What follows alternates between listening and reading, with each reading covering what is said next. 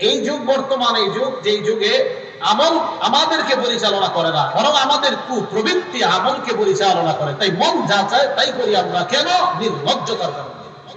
এলেম উঠিয়ে নেওয়া হবে, মূর্খতা ছড়িয়ে পড়বে, মাদকের জয় জয়কার অবস্থা হবে, জিনা ব্যভিচার বাড়বে। এখন কথা হলো, এই যে এতক্ষণ ভূমিকা বললাম, এগুলা কেন হবে? বিশেষ করে জিনার ব্যভিচারের মাত্রা বাড়বে কেন? হাদিসের শুরু থেকে বোঝা যায়, এলেম করলে মূর্খতা বাড়লে মাদক এমনি আসবে। এলেম দ্বারা উদ্দেশ্য ধর্মীয় শিক্ষা। যে সমাজে ধর্মীয় শিক্ষা কমে যাবে, ওই সমাজে মদ কিছু মনে করা হবে না। একটা ধর্মের একটা বৈশিষ্ট্য আছে। ইসলাম ধর্মের বৈশিষ্ট্যের নাম হলো লজ্জা। সুবহানাল্লাহ। ইবনে মাজাহ হাদিস নাম্বার 4181 নাম্বার হাদিস। ক্বালা রাসূলুল্লাহ সাল্লাল্লাহু আলাইহি ওয়াসাল্লাম, ইন্না লিকুল্লি দীনিন খুলুকা ওয়া খুলুকুল ইসলামি আল হায়া। নবীজি বলেন, প্রত্যেকটা ধর্মের একটা স্বতন্ত্র বৈশিষ্ট্য আছে। ইসলাম ধর্মের স্বতন্ত্র বৈশিষ্ট্যের নাম হলো লজ্জা। ইসলাম ধর্মের স্বতন্ত্র বৈশিষ্ট্যের নাম লজ্জা। এটা বুঝাইতে পারি না আমি যে লজ্জা একটা ধর্মের বৈশিষ্ট্য। এটা আমাদের রাসূল আমাদেরকে জানিয়ে দিয়েছেন যে ইসলাম ধর্মের আছে, প্রত্যেকটা ধর্মের একটা আলাদা স্বতন্ত্র বৈশিষ্ট্য আছে। এই লোকের একটা স্বতন্ত্র বৈশিষ্ট্য হলো এই, তার স্বতন্ত্র বৈশিষ্ট্য এই। রাসূল বলেন ইসলামের স্বতন্ত্র বৈশিষ্ট্য হলো লজ্জা। যেই মুসলমানের লজ্জা যত বেশি, তার ঈমান তত পাওয়ারফুল। এটা ইসলাম ধর্মের স্বতন্ত্র বৈশিষ্ট্য, লজ্জা। 4 নাম্বার, লজ্জা ঈমানের অঙ্গ। লজ্জা কিসের অঙ্গ? ঈমানের অঙ্গ। মুসলিম শরীফের 59 নাম্বার হাদিস, তাকরার সহ হাদিস। মোট হাদিসের সংখ্যা হবে 7453টা। 59 নাম্বার হাদিস। আমাদের মাদ্রাসার সিলেবাসে মিলবে না, বাকি তাকরার সহ কোনো সিলেবাস থাকলে সেখানে মিলবে 59। ক্বালা রাসূলুল্লাহ সাল্লাল্লাহু আলাইহি ওয়াসাল্লাম, আল ঈমানু বিদউ ওয়া সিত্তুনা শুবা অথবা বিদউ ওয়া সাবউনা শুবা। নবীজি বলেন ঈমানের 70টা শাখা অথবা 60টা শাখা। আল ঈমানু বিদউ ওয়া সাবউনা, আরেক বর্ণনায় অথবা এই বর্ণনায় নবী বলেন আও বিদউ ওয়া সিত্তুনা শুবা, ঈমানের 70টা শাখা অথবা 60টা শাখা। ফাআফযালুহা কাউলু লা ইলাহা ইল্লাল্লাহ, সবচাইতে শ্রেষ্ঠ শাখার নাম হলো লা ইলাহা ইল্লাল্লাহ। শ্রেষ্ঠ শাখা কি? এটা কেন শ্রেষ্ঠ? এটার মাধ্যমে মানুষের ঈমান নবায়ন হয়, ঈমান তাজা হয়। বলেন ঈমান তাজা হয় কিসের মাধ্যমে? লা ইলাহা ইল্লাল্লাহর মাধ্যমে ঈমান তাজা হয়। এজন্য এটা শ্রেষ্ঠ। এটা কিতাব আছে নাম মাজমাউজ জাওয়ায়েদ, 2 নাম্বার খণ্ড, 214 নাম্বার পৃষ্ঠা। আবু হুরায়রা রাদিয়াল্লাহু তাআলা আনহুর বর্ণনা। ক্বালা রাসূলুল্লাহ সাল্লাল্লাহু আলাইহি ওয়াসাল্লাম, আল্লাহ নবী বলেন জাদ্দিদু ঈমানাকুম, তোমরা তোমাদের ঈমানটা তাজা করো, নবায়ন করো। সাহাবারা বললেন কাইফা নুজাদ্দিদু ঈমানানা ইয়া রাসূলুল্লাহ, ঈমান আবার তাজা করব কিভাবে, ঈমান নবায়ন করব কিভাবে? নবীজি বললেন জাদ্দিদু ঈমানাকুম বিকাউলি লা ইলাহা ইল্লাল্লাহ। ঈমান তাজা করার সিস্টেম হলো বেশি বেশি লা ইলাহা ইল্লাল্লাহ বলবা, আল্লাহ তোমার ঈমান নবায়ন করে দিবেন। তাহলে ইসলাম, রাসূল আকরাম সাল্লাল্লাহু আলাইহি সাল্লাম ঈমানের ব্যাখ্যা দিতে গিয়ে বলেন ঈমানের 70 অথবা 60টা শাখা। শ্রেষ্ঠ শাখা হলো লা ইলাহা ইল্লাল্লাহ। এরপরে কি করে দেখেন, ওয়া আদনাহা ইমাতাতুল আযা আনিত তরিক, সবচেয়ে নিম্ন শাখা হলো রাস্তা থেকে কষ্টদায়ক বস্তু সরায়া দেওয়া। নিম্ন শাখা কোনটা? এবারে নিম্ন শাখাটার কি দাম দেখেন। নিম্ন শাখা কি বললো? রাস্তা থেকে কষ্টদায়ক বস্তু সরায়া দেওয়া। এটারও অনেক দাম। সহিহ বুখারী হাদিস নাম্বার 652 নাম্বার হাদিস। এই হাদিসে রাসূল কি বলে দেখেন, ক্বালা রাসূলুল্লাহ সাল্লাল্লাহু আলাইহি ওয়াসাল্লাম, বাইনামা রাজুলুন ইয়ামশি বিতরিকিন ওয়াজাদা হুসনা শাওকিন আলা তরিক। এক ব্যক্তি রাস্তায় হাঁটতেছে, হাঁটার সময় একটা কাটা পায়, ইটের টুকরা পায় অথবা কলার সিলকা পেয়ে রাস্তা থেকে সরায়া দেয়। ফাআখারা, রাস্তা থেকে সরায়া দেয় এই নিয়তে আমার কোন মুসলমান ভাই যেন কাটা বিদ্ধ না হয়, আমার কোন মুসলমান ভাই যেন ইটের টুকরায় তার পাটা লেগে আমার কোন মুসলমান ভাই যেন কষ্ট না পায়। এই নিয়তে ওই মুসলমানের কষ্ট হয় এমন জিনিসগুলা যদি রাস্তা থেকে সরায়া দেয়, নবীজি বলেন ফাআখারা, সরায়া দেওয়ার সাথে সাথে শাকারাল্লাহু লা, 1 নাম্বার আল্লাহ ওই বান্দার প্রতি সন্তুষ্ট হয়ে যায়। 2 নাম্বার ওয়াগফারা লা, অতীতের সব অপরাধ আল্লাহ মাফ করে দেয়। তাহলে সর্বনিম্ন শাখাটার মর্যাদা কি কম না অনেক বেশি? এই সর্বনিম্ন শাখার এই অবস্থা, এটা যদি সরান আপনি, আপনার আগের গুনাহ এগুলো আল্লাহ মাফ করে দেয়। তো এটা সরানোর মধ্যে অনেক ফায়দা। আল্লাহ আমাদেরকে আমলটা করার তৌফিক দান করে। এখন দেখেন যে বিষয়টা রাসূল বুঝায়, শ্রেষ্ঠ শাখা বললেন লা ইলাহা ইল্লাল্লাহ, নিম্ন শাখা বললেন কষ্টদায়ক বস্তু সরায়া দেওয়া। এখন একটু বুঝেন, আমি এই দুইজনের নামে আলোচনা করলাম আপনাদের সামনে। এইখানে ওলামায়ে কেরাম যারা স্টেজে বসা, সবার ব্যাপারে আমি আলোচনা করলাম। প্রথমে বললাম ওনাদের মাঝে শ্রেষ্ঠ হলো তিনি, আর ওনাদের মাঝে সবচেয়ে কম হলেন তিনি। এটা বলার পরে আবার বললাম, এই শোনেন শোনেন, এই লোকটার আবার আলাদা মর্যাদা আছে। তাহলে বোঝা যায়, প্রথমে আমি সবার মাঝে দুই লোকের বর্ণনা দিলাম, শেষে আলাদা একজনের বর্ণনা দিলাম, তার মানে ওটার গুরুত্ব আছে বেশি বলে আমি আলাদা করে শেষে ওইটার বর্ণনা দিলাম, ঠিক না? এবার নবীজি কয়টা বর্ণনা দিছে? দুইটা। লা ইলাহা ইল্লাল্লাহর বর্ণনা দিলেন, আর রাস্তা থেকে কষ্টদায়ক বস্তু সরায়া দেওয়ার বর্ণনা। মাঝের বর্ণনাগুলো কিন্তু দেয় নাই, 70 বা 60টা শাখার বর্ণনা দেয় নাই। বাকি শ্রেষ্ঠটা আর নিম্নটা বলছেন। এরপর আলাদা গুরুত্ব দিয়ে একটা কথা বলছে, দেখেন, ওয়াল হায়াউ শুবাতু মিনাল ঈমান। আল্লাহ নবী বলেন লজ্জা হলো ঈমানের অঙ্গ। কি বললেন? লজ্জা ঈমানের অঙ্গ। তাহলে এটা আলাদা কেন বললেন? শোনো, ঈমানের 70টা শাখা অথবা 60টা শাখা, শ্রেষ্ঠ হলো লা ইলাহা ইল্লাল্লাহ, সর্বনিম্নটা হলো রাস্তা থেকে কষ্টদায়ক বস্তু সরায় দেওয়া। উম্মত শোনো শোনো, আলাদা স্পেশাল একটা কথা আছে, লজ্জাশীলতা এটা হলো ঈমানের অঙ্গ। কোন মুমিনের যদি লজ্জাশীলতা বেড়ে যায়, বুঝতে হবে তার ঈমানের অঙ্গ, এটার পাওয়ার অনেক বৃদ্ধি পায় দিন দিন, আর আল্লাহর কাছে সে মর্যাদাবান হয়ে যায়। তাহলে আলাদা বললেন লজ্জার কথা। এগুলো 4 নাম্বার। 5 নাম্বার, আমার আঙ্গুলের দিকে তাকান। এই ঈমান দেখেন, দেখেন, এটার নাম ঈমান। বলেন এটার নাম কি? এটার নাম লজ্জা। এটার নাম কি? একসাথে আছে না আলাদা? আলাদা আছে না? এবার দেখেন, একসাথে না আলাদা? এবার একসাথে না আলাদা? হ্যাঁ, নবীজি কি বলে দেখেন। কিতাবের নাম আল জামিউস সগীর, হাদিস নাম্বার 1959 নাম্বার হাদিস, ইমাম সুয়ুতী রাহমাতুল্লাহ আলাইহি লেখা। ক্বালা রাসূলুল্লাহি সাল্লাল্লাহু আলাইহি ওয়াসাল্লাম ইন্নাল হায়া ওয়াল ঈমান কুরিনা জামিআ। নবীজি বলেন লজ্জা এবং ঈমান এই দুইটা হলো একটা আরেকটার সাথে এইভাবে জড়িত। এভাবে ফাইদা রুফিয়া আহাদুহুমা, দেখেন দুইটার একটা যদি উঠে যায়, এই যে আলাদা হয়ে গেছে। নবীজি বলেন ফাইদা রুফিয়া আহাদুহুমা, দুইটার একটা যদি উঠে যায়, রুফিয়াল আখর, অপরটা এমনি উঠে যায়। এই দেখেন, আপনার লজ্জা ঈমান, নবীজি বলেন একসাথে আছে। আচ্ছা বান্দা, উম্মত তোমার লজ্জা কমতেছে? হ্যাঁ হ্যাঁ। ঈমানের পাওয়ার কমতেছে? আরো কমতেছে? হ্যাঁ। ঈমানের পাওয়ার কমতেছে? আরো কমতেছে? হ্যাঁ কমতেছে। কমতে কমতে ঈমানটাই চলে যেতে পারে। রাসূল বললেন লজ্জা ঈমান এইভাবে থাকবে, এইভাবে না, এইভাবে থাকবে। লজ্জা আর ঈমান এইভাবে থাকবে। রাসূল বলেন একটা কমবে আর একটা কমবে। আল্লাহ আমাদের সকলকে কথাগুলোর গুরুত্ব অনুধাবন করার চেষ্টা করার তৌফিক দান করেন। 6 নাম্বার, লজ্জাশীল জান্নাতে থাকবে। সুবহানাল্লাহ। লজ্জাশীল কোথায় থাকবে? জান্নাতে থাকবে। তিরমিজি শরীফের 2009 নাম্বার হাদিস। ক্বালা রাসূলুল্লাহি সাল্লাল্লাহু আলাইহি ওয়াসাল্লাম, দেখেন নবীজি কি বলেন, আল হায়াউ মিনাল ঈমান ওয়াল ঈমানু ফিল জান্নাহ। এই যে দেখেন, এটার নাম জান্নাত, এটার নাম ঈমান, এটার নাম লজ্জা। নবীজি বলেন লজ্জা ঈমানের অঙ্গ, ওয়াল ঈমানু ফিল জান্নাহ, ঈমান হলো জান্নাতে। তাহলে জান্নাতে যাওয়ার জন্য দরকার ঈমান, ঈমানের পাওয়ারের জন্য দরকার লজ্জা। সুবহানাল্লাহ। এই যে জান্নাত, এই যে ঈমানদার, ঈমানদারের পাওয়ার হবে লজ্জা থাকলে। তো রাসূল বললেন জান্নাত, ঈমান, লজ্জা। লজ্জা হলো ঈমানের অঙ্গ, ঈমান হলো জান্নাতে থাকবে। তো লজ্জা যত বাড়বে ঈমান তত পাওয়ারফুল হবে, আর ঈমান যত পাওয়ারফুল হবে তত দ্রুত তুমি জান্নাতে যাবে। 7 নাম্বার, যে ব্যক্তি লজ্জাশীলতার গুণে গুণান্বিত হয়, আল্লাহ পাক রব্বুল আলামিন ওই বান্দাকে ভালোবাসে।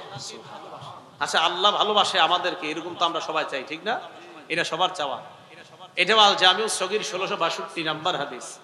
ক্বালা রাসূলুল্লাহি সাল্লাল্লাহু আলাইহি ওয়াসাল্লাম, আল্লাহ নবী বলেন ইন্নাল্লাহা ইযা আনআমা আলা আবদিন, আল্লাহ পাক রব্বুল আলামিন কোন বান্দার উপর যখন নিয়ামত দান করেন, ইউহিব্বু আইয়ারা আথারান নি'মাতি আলাইহি, আল্লাহ বান্দার ওই নিয়ামতটা তার শরীরে দেখতে চায়, এটা আল্লাহ পছন্দ করেন। আল্লাহ কোন বান্দাকে নিয়ামত দিলে ওই নিয়ামতটা প্রকাশ পাক, এটা আল্লাহ পছন্দ করেন। এবার রাসূল সাল্লাল্লাহু আলাইহি সাল্লাম শেষের দিকে দুইটা কথা বলছে। ইউবগিজুস সাইলাল মুলহিফা, যেই ব্যক্তি নাছুরবান্দা হয়ে ভিক্ষা করে তাকে আল্লাহ ঘৃণা করে, নাছুরবান্দা হয়ে ভিক্ষা করে তাকে আল্লাহ ঘৃণা করে। আপনি এই মাঝে মাঝে গাড়িতে বসে আমি কিতাব পড়তে থাকি এভাবে, তো হঠাৎ গাড়িতে এসে এভাবে নক করে কে জানি, ঘটনা কি, তো হয়তো কোনো ভিক্ষুক নক করছে আপনার, তো প্রথমে হয়তো খেয়াল করি না, বারবার নক করতে করতে এক পর্যায়ে এত জোরে মারে মনে হয় যে কাজ ভেঙে যাবে। তো এইভাবে তাকানোর পর তারপরে যদি আপনি না দেন, বারবার এইভাবে নক করতে থাকে, নাছুর বান্দা, দিতেই হবে। এরপরে আবার বর্তমানে 2 টাকার নোট দিলে আপনার নিবে না, একটু বেশি দিতে হবে, তা ঝামেলা। 10 নাম্বার গোল চত্বরে আমি 2 টাকা দিছি, পরে দেয় নাই, কাজ উঠে দিছে, মানে ভাঙতি ছিল না, পরে আমি উঠেই দিছি, পরে এটা কইরা চলে গেছে, পরে কাজ উঠে দিছে। নাছুর বান্দা হয়ে যে ভিক্ষা করে, ইউবগিজু সাইলাল মুলহিফা, যে ব্যক্তি নাছুর বান্দা হয়ে ভিক্ষা করে, তার ভিক্ষা করা জরুরি না, এরপরেও করে, সম্পদ অডেল হয়ে যাওয়ার পরেও ভিক্ষা করে, নাছুর, সে না ভিক্ষা করবেই। আরেকটা হলো আপনার থেকে দিতেই হবে, নাছুর বান্দা, আপনি ভিক্ষা চাইছেন, দেওয়া না দেওয়া তার ব্যাপার, কিন্তু না দিতেই হবে, তাকে আল্লাহ ঘৃণা করে। এবার কি বলে, ওয়া ইউহিব্বুল আফিফা আল মুতাআফফিফা আল হাইয়্যা, যেই ব্যক্তি লজ্জাশীলতার কারণে মানুষের কাছে চাইতে পারে না, অভাব অনটনের মধ্যে কাটায়, এরপরেও মানুষের কাছে বলে না, এমন লাজুক বান্দাকে আল্লাহ ভালোবাসেন। মানুষে বলতে পারে না, লজ্জাশীল, তাই মানুষের কাছে বলেও না কখনো, তাকে আল্লাহ মহব্বত করেন। আল্লাহ আমাদের সকলকে আল্লাহ মাহবুব বান্দা হওয়ার তৌফিক দান করেন। 8 নাম্বারটা একদম সহজে বুঝবেন, সহিহ বুখারী হাদিস নাম্বার 6117 নাম্বার হাদিস। ক্বালা রাসূলুল্লাহ সাল্লাল্লাহু আলাইহি ওয়াসাল্লাম, আল্লাহ নবী বলেন, আল হায়াউ লা ইয়াতি ইল্লা বিখাইর, লজ্জা শুধুমাত্র কল্যাণ আর কল্যাণই বয়ে আনে। যেই ঘরের মানুষ যত লাজুক, ওই ঘরে তত বেশি আল্লাহ বরকত নাযিল করেন। ছেলে মেয়ে বাবা মা সব লাজুক ঘরের মধ্যে, ওই ঘরে আল্লাহ তত বেশি বরকত দেয়। বর্তমানে বরকত তো দূরের কথা, এক রুমে বৈশা বাবা মা ছেলে মেয়ে সব একসাথে অশ্লীল সিনেমা দেখে, বরকত আপনি কোথা থেকে তালাশ করেন? রাসূল আকরাম সাল্লাল্লাহু আলাইহি সাল্লাম বললেন, আল হায়া লা ইয়াতি ইল্লা বিখাইর, লজ্জাশীলতা কল্যাণ নিয়ে এসে ঘরের মধ্যে। হলো 8 নাম্বার। 9 নাম্বার, সহিহ বুখারী হাদিস নাম্বার 6120 নাম্বার হাদিস, আগের হাদিসের পরে 3টা হাদিস পড়ো।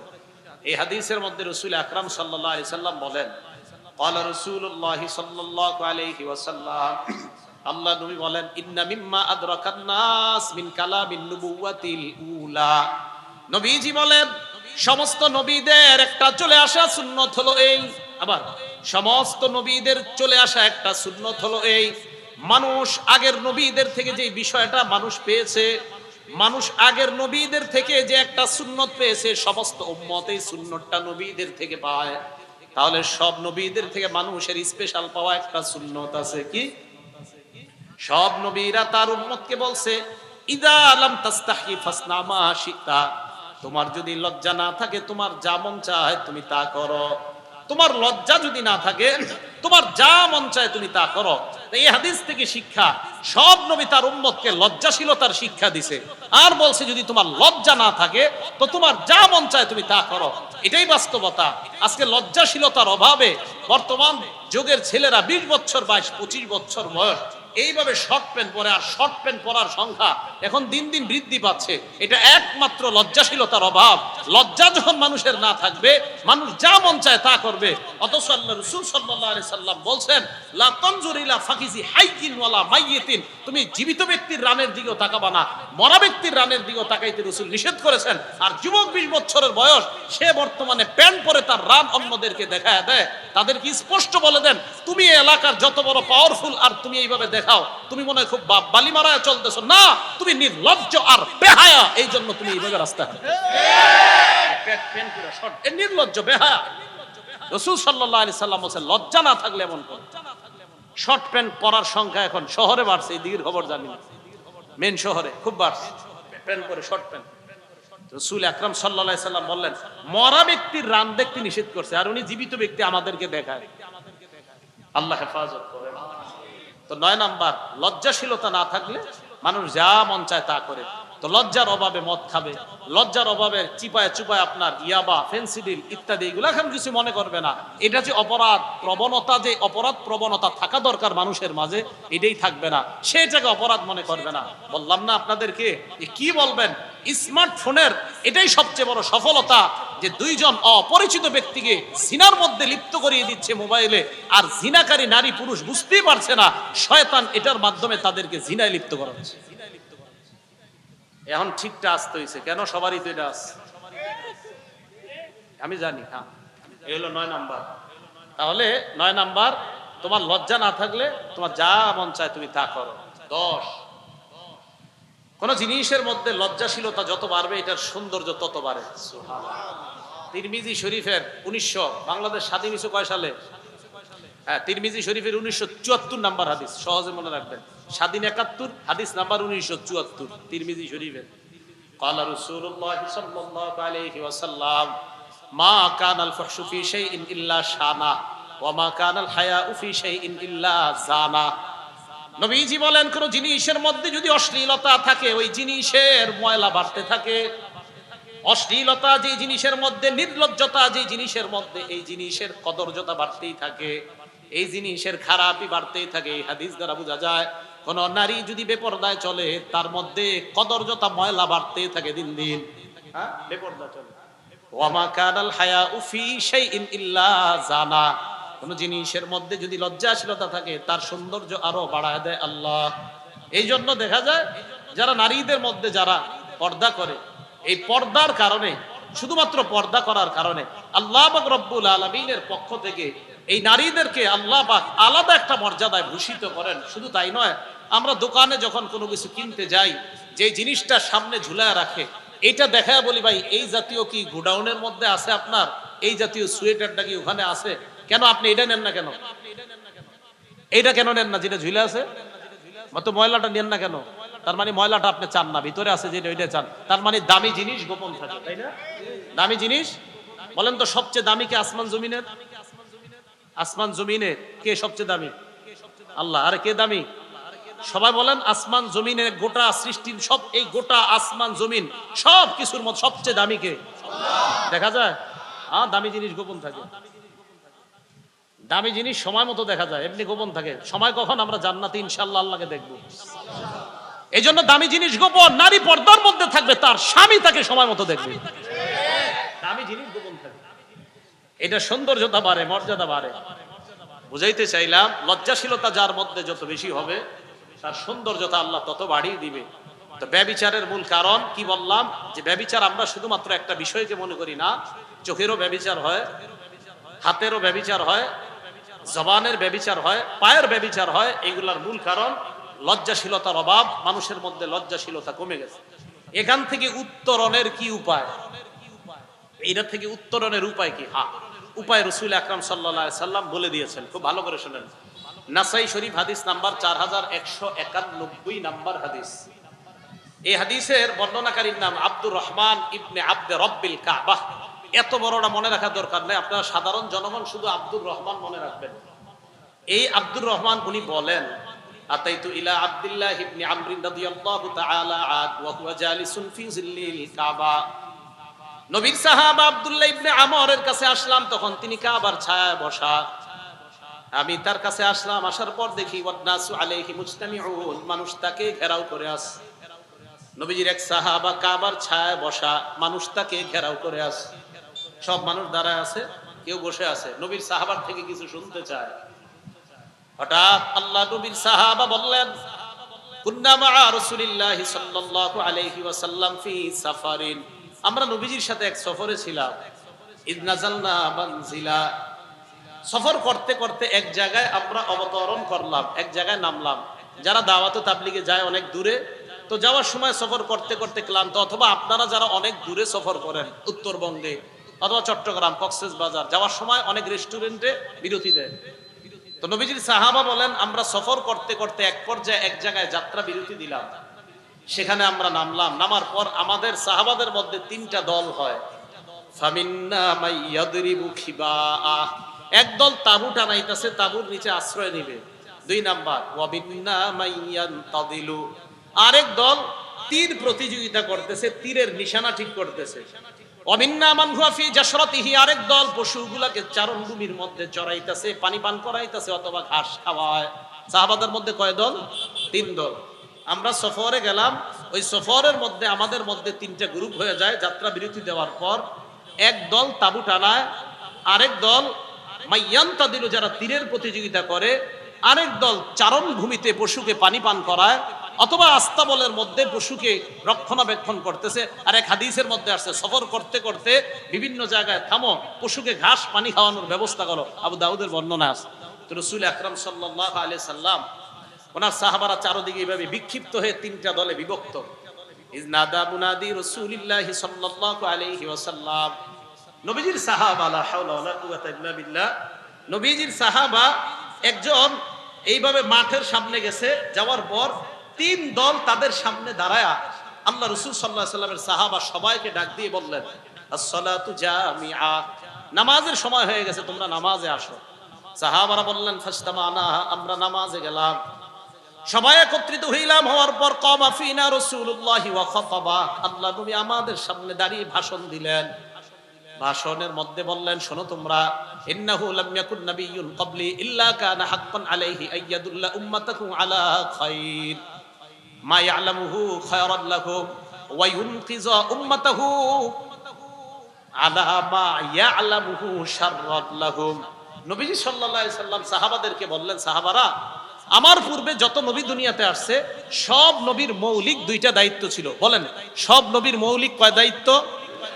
1 নাম্বার, উম্মতকে যা কল্যাণ এই বিষয়ে জানায়া দেওয়া, আর যা অকল্যাণকর তা থেকে সতর্ক করে দেওয়া। এবার নবীজি বলে, আমিও তোমাদেরকে সতর্ক করে দিচ্ছি, এগুলা অকল্যাণকর আর এগুলা কল্যাণকর। এবার নবীজি সাল্লাল্লাহু আলাইহি সাল্লাম বলেন, ইন্না উম্মাতাকুম হাদিহি ক্বাদ জুইলাত আফিয়াতুহা, আমার উম্মতের প্রথম দিকের তোমরা যারা, তোমাদেরকে আমার খাতিরে তোমাদেরকে নিরাপত্তা দেওয়া হয়েছে, তোমরা অতটা বিপদ আপদে পড়বা না। এবার আমাদের ব্যাপারে কি বলে দেখেন, ওয়া ইন্না উম্মাতাকুম অথবা ওয়া ইন্না আখিরা উম্মাতিকুম হাযিহি, তোমাদের শেষ জামানার উম্মত যারা হবে, আল্লাহ নবী বলেন সাইয়ুসিবুহুম বালাউন ওয়া উমুর, আমার শেষ জামানার উম্মতের উপর একের পর এক বিপদ আসতে থাকবে, পরীক্ষা আসতে থাকবে। ইউনকিরুনাহা, আমার উম্মত ওই গজবগুলোকে অপছন্দ করবে। করোনা ভাইরাসকে পছন্দ করছে? হ্যাঁ, অপছন্দ করছে। তা আমার উম্মতের কাছে গজব আসবে, তবে ফায়ুদাক্কিকু বাদুহা আলা বাদ, দেখেন কি কয়, অথবা লিবাদ, আমার উম্মতের উপর একের পর এক গজব যখন আসবে, আগের গজবটা আর পরের গজবটা, উম্মত পরের গজবটা দেখার পর আগের গজবটা কিছুই মনে করবে না। এই হাদিস দ্বারা আমি টেনশনে আছি, পরে যেই গজব আসবে, ওই গজব আসার পরে করোনা আমাদের কাছে কিছুই মনে হবে না। এই অপেক্ষায় থাকেন। কেন? আমরা যেই হারে গুনাহ করি, তো পরেরটা আরো ভয়ঙ্কর হবে। সূরা শুরা আয়াত নাম্বার 30, ওয়া মা আসাবাকুম মিন মুসিবা, তোমাদের উপর যে বিপদ আসে, ফাবিমা কাসাবাত আইদিকুম, হাতে টাইনা নিয়ে আসো তোমরা, হাতের কামাই। তো হাতেই তো আমরা টেনে নিয়ে আসতেছি। ওলামায়ে কেরাম আর কিভাবে বুঝাবে মানুষকে যে ভাই আমাদের গুনাহের কারণে গজব আসে, এরপরে গুনাহ করে।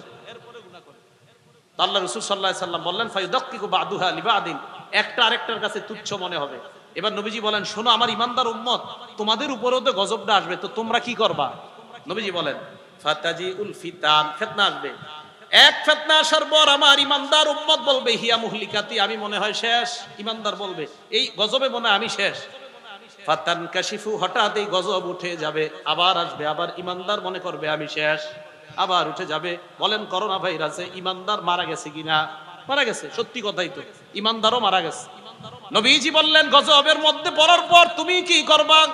ফামান আহাব্বা আইয়ুজাহজাহা আনিন্নার ওয়া ইউদখালাল জান্নাহ, তোমাদের মধ্যে তোমরা যদি জাহান্নাম থেকে বাঁচতে চাও, জান্নাতে যাইতে চাও, ফালতুদরিকহু মাউতাতুহু ওয়া হুয়া মুমিনুন বিল্লাহি ওয়াল ইয়াউমিল আখির, তোমার মরণটা ওই গজবের মধ্যে এমন অবস্থায় যেন হয় তুমি আল্লাহ মানো আর আখিরাত মানো, আশা করা যায় মরলে তোমার ঠিকানা হবে জান্নাত। তাহলে গজবের সময়ও আমার ইমানদার উম্মত, তোমার বিশ্বাস যেন এটা হয় আল্লাহ এক, আমাকে রাসূল হিসেবে মানো আর আখিরাত বিশ্বাস করো, ওই গজবের মধ্যে যেন ঈমান তোমার হরণ হয়ে না যায়, তাই তুমি খুব সতর্ক থাকবা। এজন্য গজব আসলে আমাদের ঈমান আছে না নাই এটা নিয়ে পরীক্ষা শুরু হয়ে যায়। আল্লাহ আমাদের সকলকে কথাগুলা বোঝার তৌফিক দান করেন। এখন রাসূল বললেন সব উম্মতকে তার নবী 2টা বিষয় জানাই দিয়েছে, যা কল্যাণকর যা অকল্যাণকর। এখন কথা হলো হুজুর, কল্যাণকর আর অকল্যাণকর বিষয়টা কি একটু বলেন না? বলার আগে আগে নাসাই শরীফের 4189 নাম্বার হাদিসটা শুনি। নবীজি এটি বললেন, সাহাবা জারির রাদিয়াল্লাহু তাআলা আনহু কি বলে দেখেন। উনি বলেন, বায়াতুন নবিয়্য সাল্লাল্লাহু আলাইহি ওয়াসাল্লাম আলাস সামঈ ওয়াত তাআতি। নবীজির সাহাবা হযরত জারির বলেন, আল্লাহ নবীর হাতে বায়াত হলাম, নবীর কথা শুনবো এবং মানবো।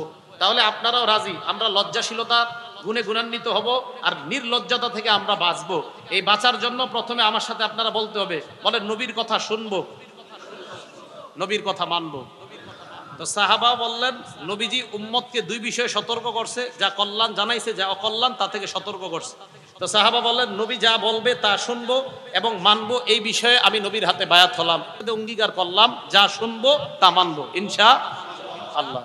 এখন কথা হলো আমরা কখন মানবো, এটা মন দিয়ে শোনেন। নাসাই শরীফের হাদিস নাম্বার 4149 নাম্বার হাদিস, উবাদা ইবনে সামিত রাদিয়াল্লাহু তাআলা আনহু বর্ণনা। তিনি কি বলে দেখেন, তিনি বলেন, বায়া'নান নাবিয়্য সাল্লাল্লাহু আলাইহি ওয়াসাল্লাম, নবীজির হাতে আমরা বায়াত হলাম, আলা সামঈ নবীর কথা শুনবো, ওয়া তাআ নবীর কথা মানবো। ঠিক তো? এবার বলে ফিল ইউসরি ওয়াল উসরি, সহজ অবস্থায় মানবো, কঠিন অবস্থায় মানবো, মানে আমার অনুকূলে হলেও নবীর কথা মানবো, আমার বিপক্ষে গেলেও মানবো। তাহলে আপনারা ওয়াদা করছেন, আমার অনুকূলে হলেও মানবো, আমার প্রতিকূলে হলেও মানবো, সহজ অবস্থায় মানবো, কঠিন অবস্থায় মানবো। এবার বলেন তো, সুদ হালাল না হারাম? তাহলে আমার পক্ষে গেলেও সুদ হারাম, আমার বিপক্ষে গেলেও হারাম, ঠিক না? আর সুদ এটা হারাম, বাস এটা হারাম হারাম। সুদ আমি খাইলেও হারাম, না খাইলেও হারাম, কিন্তু হারাম। এরকম না যে আমি মসজিদের সভাপতি, আমি সুদ খাই, এটা হালাল, বিষয়টা এমন না, হারাম হারাম। তাহলে আমরা ওয়াদাবদ্ধ হইলাম যে আমার পক্ষে যাক বিপক্ষে যাক, রসুলের কথা শুনবো, রসুলের কথা মানবো। এবার দেখেন কি কয়, ওয়াল মানশাত, সুখেও নবীর কথা মানবো, ওয়াল মুকরাহ, দুঃখেও নবীর কথা মানবো। তাহলে সুখেও নবীর কথা মানবো, দুঃখেও নবীর কথা মানবো। আমি খুব বিপদে আছি, তাহলে আল্লাহ রসুলকে অস্বীকার করব, আল্লাহকে অস্বীকার করব। আমি খুব ভালো আছি, আল্লাহকে অস্বীকার করব, রসুলকে অস্বীকার করব।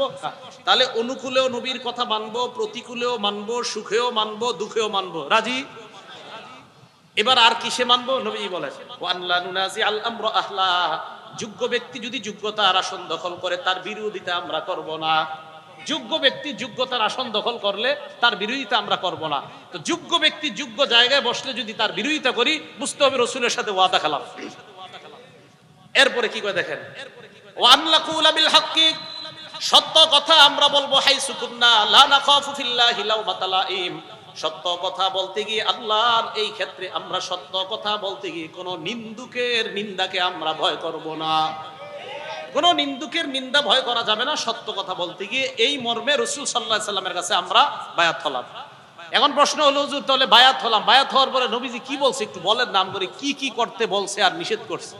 এবার দেখেন, নাসাই শরীফ হাদিস নাম্বার 4161 নাম্বার হাদিস, ক্বালা রাসূলুল্লাহ সাল্লাল্লাহু আলাইহি ওয়াসাল্লাম, তাহলে আমরা রাজি হয়ে গেছি, নবীর সব কথা শুনবো মানবো। এবার কি বলে দেখেন, বাইউনি, আমার হাতে বায়াত হও। তো আমরা বলেন, হুজুর যে আমরা বায়াত হবো ইনশাআল্লাহ, রসুলের কথা মানবো, কি আলা আল্লাহ তুশরিকু বিল্লাহ, তোমরা আমার সাথে শিরিক করবা না, এই মর্মে বায়াত হও।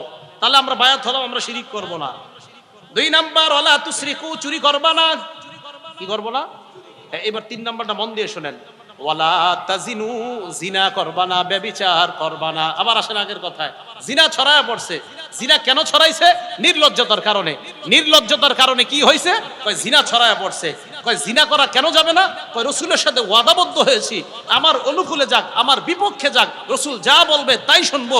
রসুল বলছে জিনা করা যাবে না, তো যেই কাজে জিনা হয় ওই কাজও আমরা করব না। কয় কেন? রসুল কোরআনের মাধ্যমে আমাদেরকে জানায়া দিছে আল্লাহর কথা, ওয়ালা তাকরাবু জিনা, জিনার কাছেও যায় না। হুজুর জিনার কাছে যায় না, এটা কি একটু বুঝাইয়া দেন। জিনা যেই বিষয়গুলা জিনার প্রতি উদ্বুদ্ধ করে, কোন মাধ্যম যদি আপনাকে জিনার কাছে নিয়ে যায়, ওই মাধ্যম ব্যবহার করব না আমরা। কোন মাধ্যম অবলম্বন করলে একটা নারীর সাথে অবৈধ সম্পর্কের সম্ভাবনা আছে, এটার কাছাকাছিও যাব না। এই যে যাব না বলে রসুলের কাছে আমরা বায়াত হইছি। রসুল বললেন, ওয়ালা তাজিনু, জিনা করো না, তাহলে ব্যভিচার করা যাবে না। 4 নাম্বার, ওয়ালা তাকতুলু আওলাদাকুম, সন্তান হত্যা করো না দারিদ্রতার ভয়ে। 5 নাম্বার, ওয়ালা তাতু বিবুহতান তাফতারুনাহু বাইনা আইদিকুম, নিজেরা বানায়া বানায়া মিথ্যা কথা বলবা না। ফেসবুক ইউটিউবের মাধ্যমে মিথ্যা কথা বলা হারাম। ফেসবুকে কোনো মিথ্যা সংবাদ যদি কেউ ছড়ায়া দেন, কিয়ামত পর্যন্ত আপনি শাস্তির জন্য প্রস্তুত হন। সহিহ বুখারী হাদিস নাম্বার 7047 নাম্বার হাদিস, এই পাশে 3টা দাগ দিবে, কাটা হবে, রক্ত পড়তে থাকবে, আবার ভালো হবে, আবার এই পাশে 3টা দাগ, রক্ত পড়তে থাকবে। রাসূল সাল্লাল্লাহু আলাইহি সাল্লাম বলেন, আমি এক ব্যক্তির সামনে দিয়ে চলতে লাগলাম, তাকায় দেখলাম এক ব্যক্তি তার মাথার সামনে দাঁড়ানো, বিকাল্লুবিন মিন হাদিদিন, লোহার একটা চিরুনি নিয়ে দাঁড়ানো। হঠাৎ আমি দেখলাম ফাইদা হুয়া ইয়াতি আহাদা শাক্কা ওয়াজহিহি, তার চেহারার এক পাশে আসছে, ফায়ুশারশিরু শিক্কাহু ইলা কাফা ওয়া মিনখারাহু ইলা কাফা ওয়া মানখিরাহু ইলা কাফা ওয়া আইনাহু ইলা কাফা। একটা দাগ থুতনি থেকে এই পর্যন্ত, আরেকটা দেয় এই নাকের ছিদ্র থেকে এই পর্যন্ত, আরেকটা দেয় চোখের এই জায়গা থেকে এই পর্যন্ত। আমি অবাক হয়ে তাকায়া দেখলাম সহিহ বুখারী 7047 নম্বর হাদিস, এত বড় হাদিস, শুধু সামান্য একটু বলতেছি। রাসূল আকরাম সাল্লাল্লাহু আলাইহি সাল্লাম বলেন, এরপর আমি দেখলাম ওই পাশে গেছে, আবার 3টা দাগ দেয়, দাগ দেওয়ার পর দেখলাম এই পাশ ভালো হয়ে গেছে। ঘটনা কি? আমি 2 ফেরেশতাকে প্রশ্ন করলাম, এটা কে? ফেরেশতা বললেন, ইয়া রাসূলুল্লাহ, এই ব্যক্তি মিথ্যা সংবাদ ছড়াইতো এলাকার মধ্যে, ছড়ানোর কারণে তার মিথ্যাকে মানুষ সত্য বলে মনে করত, কিয়ামত পর্যন্ত তার মুখটা এইভাবে চেড়া হবে আর রক্ত পড়তে থাকবে, আর কিয়ামতের মাঠে তো শাস্তি আছেই। তাহলে মিথ্যা কথা আমরা বানিয়ে বানিয়ে বলবো না, ঠিক আছে না? ইনশাআল্লাহ আমরা মিথ্যা কথা বলবো না। 6 নাম্বার, এই হাদিসের মধ্যে রাসূল সাল্লাল্লাহু আলাইহি সাল্লাম বলছে, আমার কাছে তোমরা বায়াত হও, ওয়ালা তাসুনি ফি মারুফ, ন্যায় কোনো কাজ করতে গিয়ে আমার অবাধ্য হবা না, যেই কোনো ভালো কাজে তোমরা আমার অনুসরণ করবা, এই মর্মে আমার কাছে বায়াত হও। তো এই এলাকার মা বোন যারা আছে তারা মনে মনে কয়, হুজুর সাহাবাদেরকে নবীজি বায়াত করছে, আমগরে তো আর করে নাই। কে কইছে আপনি করে? করে নাই, আপনি করে করছে। দলিল নাসাই শরীফের 4181 নাম্বার হাদিস, বর্ণনাকারীর নাম উমামা বিনতে রুকাইয়া, তিনি বলেন, আতাইতুন নাবিয়্যা সাল্লাল্লাহু আলাইহি ওয়াসাল্লাম ফি নিসওয়াতিন মিনাল আনসার, আমরা একদল নারীর সাথে রাসূল আকরাম সাল্লাল্লাহু আলাইহি সাল্লামের কাছে আসলাম, আনসারী নারীদের সাথে। হাদিস পুরোটা শুনেন। আসার পর আমরা বললাম, বায়ানাকা আলা আল্লাহ নুশরিকা বিল্লাহ, হুজুর আমরা নারীরা বায়াত হলাম, আমরা শিরিক করব না, ওয়ালা নাসরিকা, চুরি করব না, ওয়ালা নাজনি, জিনা করব না, ওয়ালা নাতি বিবুহতান, মিথ্যা কথা ছড়ায়া দিব না, ওয়ালা নাসিকা ফি মারুফ, অন্যায় ভাবে কাউকে আমরা আপনার কোনো কথা মানতে গিয়ে আমরা আপনার নাফরমানি করব না। এই জায়গায় সন্তান হত্যার কথা বলাটা নারীদের এই হাদিসের মধ্যে আনে নাই।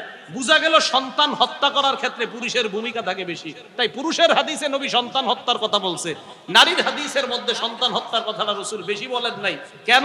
কারণ সন্তান হত্যা করার ক্ষেত্রে পুরুষের ভূমিকাটা থাকে বেশি, যে আগামী সন্তানটা নিলে আমার কি রিজিকে একটু সমস্যা হবে কি হবে না, এই টেনশন পুরুষ করে বেশি। তো নারীরা এইভাবে রাসূল সাল্লাল্লাহু আলাইহি সাল্লামের কাছে বায়াত হলেন। বায়াত হওয়ার পরে এক নারী কয়, হুজুর হালুম্মা নুবাইয়ুকা, আপনার হাতটা দেন, একটু আপনার হাতের সাথে হাত লাগাই, এইভাবে দেখেন, হুজুর আপনার হাতে হাত লাগায় বায়াত হই। নবীজি বললেন, লা উসাফিহুন নিসা আবাদা। দেখেন, যারা বায়াতের দলিল দেয় না, কয় নারীদেরকে বায়াত করা জায়েজ। এই পীর সাহেবরা কি করে, এতটুকু পর্যন্ত হাদিস বলে, পরেরটা আর বলে না। অনেক পীর সাহেব নারীদের মাথায় এইভাবে হাত রাখে, বায়াত করে। তো এতটুকু হাদিস বইলা বলে, এই যে হাদিসে আছে নারীরে বায়াত করছে রাসূল, কিন্তু এরপরে যেই কথাটা আছে এটা বলে না। কোন কথাটা? এই যে এটা, এক নারী কয়, হুজুর আপনার হাতে হাত রেখে বায়াত হই। নবীজি বললেন, লা উসাফিহুন নিসা আবাদা, কোন নারীর সাথে আমি জিন্দেগিতে মুসাফা করি না, কোন নারীর শরীরে স্পর্শ করা হারাম। রাসূল পর্যন্ত কোন নারীকে স্পর্শ করে বায়াত করে নাই। অতএব বায়াতের হাদিস পুরাটা বলতে হবে, এতটুকু বইলা বাকি অংশ গোপন করা এটা ঠিক হবে না। তাহলে বলেন তো, পুরা হাদিস বললে কি বোঝা যায়? নারীদের মাথায় হাত দিয়ে, হাতে হাত দিয়ে বায়াত করা জায়েজ না হারাম? হারাম, জায়েজ না। রাসূল আকরাম সাল্লাল্লাহু আলাইহি সাল্লাম পুরুষদেরকে বললেন এগুলা মানতে হবে, নারীদেরকেও বললেন মানতে হবে। সহিহ বুখারীর 6120 নম্বর হাদিসে রাসূল বলে দিলেন, লজ্জা যদি না থাকে যা মন চায় তা করতে পারো, আর লজ্জা যদি থাকে তো আমি যা বললাম তা মানা তোমাদের জন্য সহজ হয়ে যাবে। আল্লাহ পাক রব্বুল আলামিন আমাদের সকলকে লজ্জাশীলতার গুণে যেন আমরা গুণান্বিত হতে পারি, আমাদের নিজেদের জীবনটা সাজাইতে পারি, আল্লাহ তৌফিক দান করেন। এখন কথা হলো, এই লজ্জাশীলতা শিখবেন কোথায়? পুরুষদের জন্য মাদ্রাসা, নারীদের জন্য মাদ্রাসা। মাশাআল্লাহ, এই জায়গায় নারীদের জন্য একটা মাদ্রাসা করা হয়েছে, মারকাজুস সুন্নাহ, যেখান থেকে সুন্নাহর প্রচার প্রসার হবে, যেখান থেকে একটা মেয়ে কিভাবে শরীয়তের মানদণ্ডে নিজের জীবনটা পরিচালনা করতে পারে, এই শিক্ষাগুলো এখানে দেওয়া হবে। এই জন্য আমরা রাসূল আকরাম সাল্লাল্লাহু আলাইহি সাল্লামের আদর্শ পুরা সমাজের মধ্যে বাস্তবায়ন কিভাবে হয়ে যায়, এই চেষ্টা করার লক্ষ্যে নারীদের মাঝেও যেন আল্লাহ রাসূলের আদর্শ বাস্তবায়ন হয়, এই জন্য নারীদের মাদ্রাসার প্রয়োজনীয়তার দিকে লক্ষ্য রেখে এই এলাকায় মারকাজুস সুন্নাহ ইসলামিয়া মহিলা মাদ্রাসাটা করা হয়েছে। তো আপনারা এই মাদ্রাসার সাথে আন্তরিকভাবে মহব্বত রাখবেন, মা বোনরাও মাদ্রাসার সাথে মহব্বত রাখবেন। এমন কিছু মাসালা আছে যে মাসালাগুলা একটা মা বোন কোনো পুরুষকে জিজ্ঞাসা করা কষ্টকর হয়ে যায়, আপনি কি করবেন? আপনি একটা মেয়ের মাধ্যমে এই মাসালাটা জেনে নেওয়া আপনার জন্য সহজ হবে। তাই মেয়েদেরকে ইসলামী শিক্ষায় শিক্ষিত হওয়া এটা সমাজের চাহিদা, যুগের চাহিদা এবং সময়ের চাহিদা। এবং একটা মেয়ে শিক্ষিতা হওয়ার পর তার পেটে যে সন্তানটা আসবে, আশা করা যায় ওই সন্তানটাও কিভাবে ইসলামী আদর্শে বড় হতে পারে, ওই মেয়েটাও সন্তানের দিকে মা হিসাবে এই খেয়াল রাখবে। আল্লাহ পাক রব্বুল আলামিন আমাদের সকলকে যে কথাগুলা শুনলাম বললাম আমি সহ সবাইকে আমল করার তৌফিক দান করেন। আজকে থেকে আমার যেন লজ্জাশীলতা আল্লাহ বেশি বাড়ায় দেয়, পাশাপাশি আপনার লজ্জাশীলতাও যেন আল্লাহ বাড়ায় দেয়। আমিন ওয়া আখিরু দাওয়ানা আনিল হামদুলিল্লাহি রাব্বিল আলামিন।